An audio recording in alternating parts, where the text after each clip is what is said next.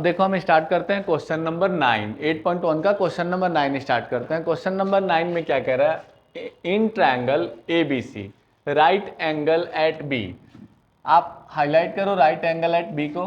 If tan A equal to 1/√3 find the value of, first part है sin A cos C plus cos A sin C की value find करनी है।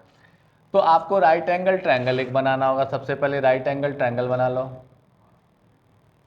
Right angle triangle at B, तो B पे right angle triangle बन गया BAC, नाम दे दो। tan A की वैल्यू ऑलरेडी आपके पास गिवन है, tan A इक्वल टू 1/√3।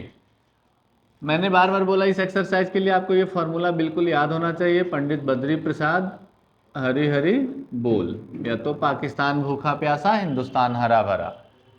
10 का P/B होगा, 10 का P/B यानी परपेंडिकुलर अपॉन बेस। परपेंडिकुलर की वैल्यू 1 हो गई और बेस की वैल्यू √3। tan A मतलब ये एंगल हो गया, बेस हमारे पास AB, तो बेस के लिए √3, परपेंडिकुलर BC यानी 1। फाइंड करना है हाइपोटेनियस, यानी पाइथागोरस थ्योरम अप्लाई करो। पाइथागोरस थ्योरम अप्लाई करने के लिए हाइपोटेनियस का स्क्वायर, ये हाइपोटेनियस है, मैंने नाम लिख दिया AC स्क्वायर, परपेंडिकुलर का स्क्वायर BC प्लस बेस का square AB square. AC square equal to BC की वैल्यू √3, सॉरी BC की वैल्यू 1, 1 का स्क्वायर, AB की वैल्यू √3 का whole square. AC square equal to 1 का स्क्वायर 1 ही होगा, √3 को स्क्वायर से स्क्वायर कैंसिल आउट कर देते हैं, स्क्वायर से अंडर को कैंसिल आउट कर देते हैं। कैसे अंडर कैंसिल आउट होता है तो देख लो, होल स्क्वायर है, √3 की वैल्यू जो होती है, अंडर की जो वैल्यू होती है 1/2 और पावर 2, 2 से 2 कैंसिल आउट कर दो 3। दूसरा रूल होता है √3 मल्टीपल, सेकेंड रूल है √3 मल्टीपल √3 यानी 3 × 3 पेयर में होगा, तो आंसर केवल 3 लिख दोगे। ये सारे तरीके हैं, तो ऐसे मैं डायरेक्ट यहाँ से रिमूव कर दिया और यहाँ पे लिख दिया +3।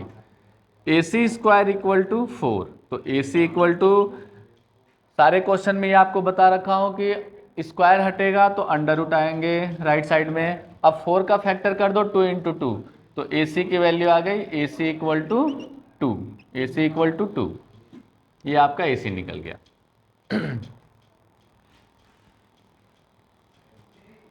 अब आपको सॉल्व करना है sin A cos C plus cos A sin C। First part हम यहाँ पे सॉल्व करते हैं, sin A cos C plus cos A sin C। ये फॉर्मूला बिल्कुल गोल्डन फार्मूला है इस एक्सरसाइज के लिए, इसे ध्यान रखना है। साइन ए मतलब P/H, परपेंडिकुलर अपॉन हाइपोटेनियस। तो परपेंडिकुलर क्या है इसमें, परपेंडिकुलर BC है, हाइपोटेनियस AC है, तो यहाँ पे वैल्यू लिख दो, perpendicular BC hypotenuse AC multiple cos C कह रहा है, तो cos C मतलब ये हो गया। आपको मैं पहले इंट्रोडक्शन में बता रखा हूँ कि जैसे ही एंगल चेंज होगा परपेंडिकुलर और बेस चेंज होता है। यहाँ पे जब cos C की बात आ गई तो एंगल C हमने देखा, एंगल C का जो अपोजिट साइड है अब ये परपेंडिकुलर हो जाएगा और ये साइड बेस हो जाएगा, B/H होता है। तो बेस हमारे पास क्या है, अब BC हो गया, बेस हो गया BC और हाइपोटेनियस AC, हाइपोटेनियस चेंज नहीं होता है, plus cos A sin C। अब हमें cos A की बात हो गई, cos A मतलब B/H, तो अब A ये हो गया, बेस हमारे पास AB हो गया, तो बेस AB हाइपोटेनियस AC ही रह जाएगा।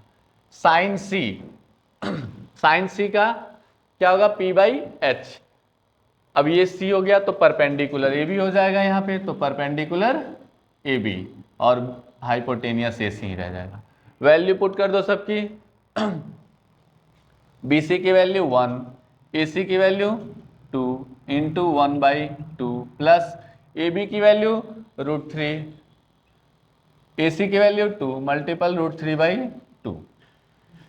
मल्टीप्लाई न्यूमरेटर को न्यूमरेटर से मल्टीप्लाई करते हैं, डिनोमिनेटर को डिनोमिनेटर से, तो 1 × 1 1, 2 × 4 प्लस अभी बताया √3 इंटू √3 है, तो डायरेक्ट 3 लिखो, क्योंकि √9 होगा और पेयर में फैक्टर करोगे 3 इंटू 3, तो ओनली 3 लिखोगे, 2 2 जा 4। यहाँ पे एलसीएम लेना है, डिनोमिनेटर जब सेम होता है तो नॉर्मल प्लस कर दो, सिंपल एलसीएम 4 लिख दो और ऊपर वाले को 1 + 3 यानी 4/4 कैंसिल आउट करके 1, इसका आंसर हो गया 1।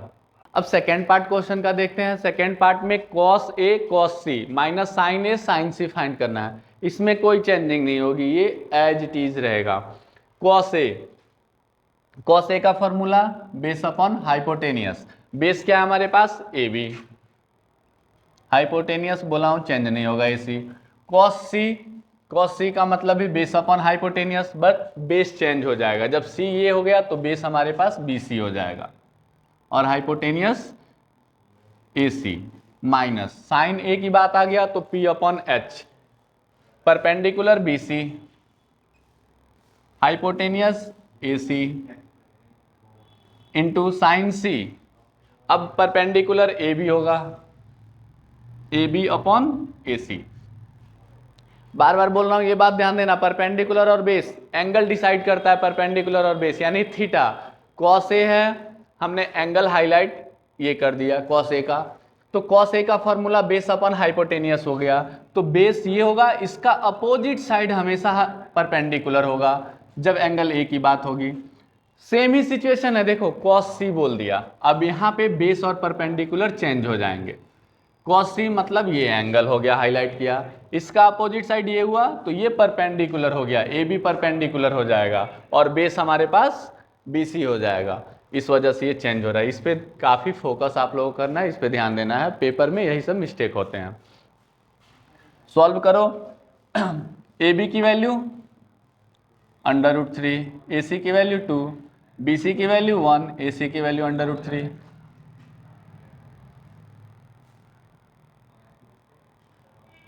सॉरी यहाँ पे गलत वैल्यू लिख दिया 2, माइनस BC की वैल्यू 1, AC की वैल्यू 2 इंटू AB की वैल्यू √3, AC की वैल्यू 2। सॉल्व करो, डिनोमिनेटर मल्टीप्लाई हो जाएंगे 4, √3 को 1 से मल्टीप्लाई करो, √3 माइनस 4 √3, एक वैल्यू प्लस में है एक माइनस में, एलसीएम लेने की जरूरत नहीं है, direct cancel out, answer 0। Okay, यहाँ पे देखो क्वेश्चन में PR + QR = 25 सेंटीमीटर गिवन है और PQ की वैल्यू 5 सेंटीमीटर गिवन है। क्वेश्चन में कह रहा है in triangle PQR right angle at Q, right angle at Q, right angle पे Q है, तो यहाँ पे PQ की वैल्यू 5 है, तो यहाँ पे हमने लिख दिया 5 सेंटीमीटर। अब PR + QR = 25। अब यहाँ से हमें किसी एक की वैल्यू निकालनी है, तो हमें PR की वैल्यू फाइंड कर लेता हूँ मैं। PR = 25 plus QR, right side जाएगा तो माइनस QR में चेंज हो जाएगा। अब हमारे पास इसकी भी वैल्यू आ गई, हाइपोटेनियस की PR की क्या आ गया 25 माइनस QR, ये दो वैल्यू मिल गई हमारे पास। PQ का ऑलरेडी गिवन है और QR हमारे पास यहाँ से निकाल सकते हो, तो QR की जगह पे मैंने PR निकाल लिया, ये दो हमारे पास वैल्यू फाइंड हो गए। अब हम फाइंड करते हैं पाइथागोरस थ्योरम। अब पाइथागोरस थ्योरम अप्लाई करते हैं। पाइथागोरस थ्योरम क्या होता है, हाइपोटेनियस का square equal to perpendicular plus base का स्क्वायर।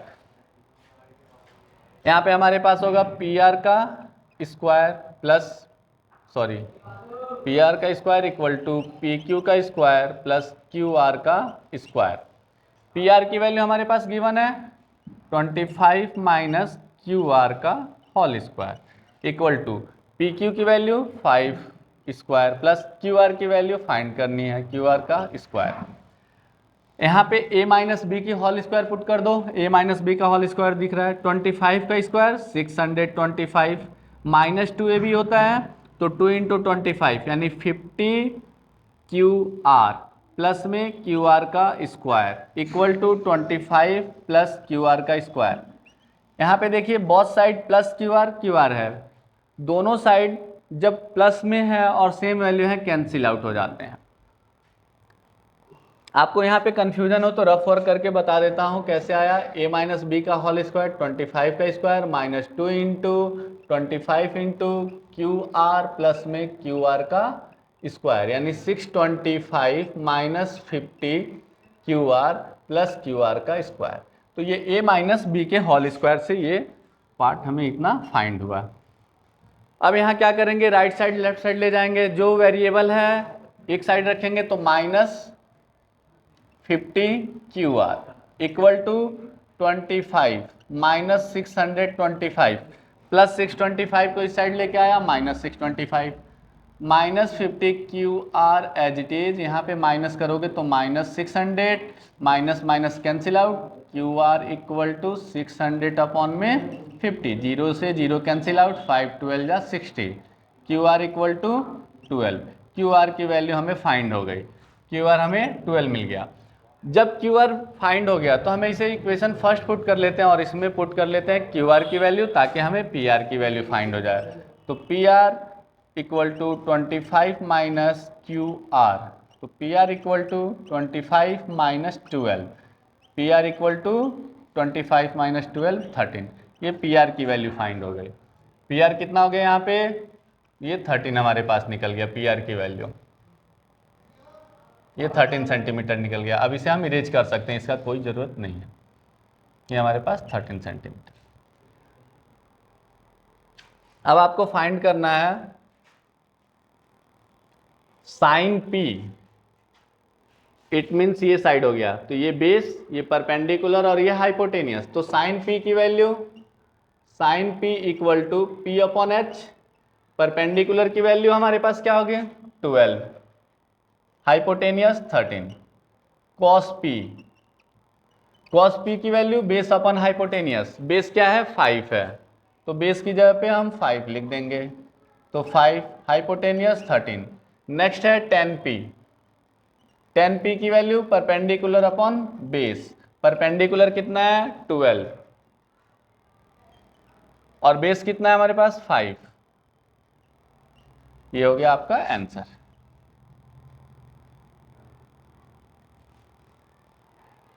देखो 11 का ट्रू और फॉल्स क्वेश्चन है, पहला क्वेश्चन फॉल्स होगा, क्यों होगा, क्योंकि उसमें लेट ट्रायंगल मान लेंगे A B C is isosceles triangle. तो आइसोसेलेस ट्रायंगल की प्रॉपर्टी क्या होती है, two sides are equal, therefore A B equal to B C. जब टू साइड्स इक्वल होंगे तो base angle are also equal, तो angle A equal to angle B. जैसे मैंने यहाँ पे आइसोसेलेस एक ट्रायंगल बना दिया, नाम दिया A B C, A B equal to A C, then angle भी इक्वल होगा, angle B equal to angle C, या angle A equal to angle C, या angle A equal to angle B लिख सकते हैं। तो angle A equal to angle B मैंने लिखा 45 डिग्री, टेन 45 डिग्री क्या होता है, टेन की वैल्यू क्या होती है परपेंडिकुलर अपॉन में बेस, तो परपेंडिकुलर अपॉन बेस मतलब B C upon A B किसके इक्वल है बी सी के इक्वल, तो B C upon B C लिखा, बी सी से B C cancel out, answer क्या आ गया 1, तो टेन 45 डिग्री इक्वल टू 1 यानी टेन ए इक्वल टू 1। वहाँ पे कह रहा है कि लेस देन 1 होना चाहिए, यहाँ पे इक्वल टू 1 आ गया, इसलिए फॉल्स है condition. Question number second true होगा, the value of cos A is always equal to और लेस देन 1, ये हमेशा लेस देन और 1 के इक्वल होगा। जैसे सेक ए का फॉर्मूला 1 अपन कॉस ए है, मैंने फॉर्मूला पहले ही डिस्कस कर रखा है, तो सेक ए equal to 1 upon cos A, तो सेक ए की वैल्यू जो होगी हमेशा मोर देन 1 होगी। थर्ड है फॉल्स, क्योंकि कॉस ए का कोसाइन का शॉर्ट फॉर्म कॉस ए होता है, क्लियर। फोर्थ भी फॉल्स होगा, क्योंकि कॉट ए जो होता है कॉट टेंजेंट होता है, कॉन टेंजेंट होता है, जिसकी वजह से ये फॉल्स है।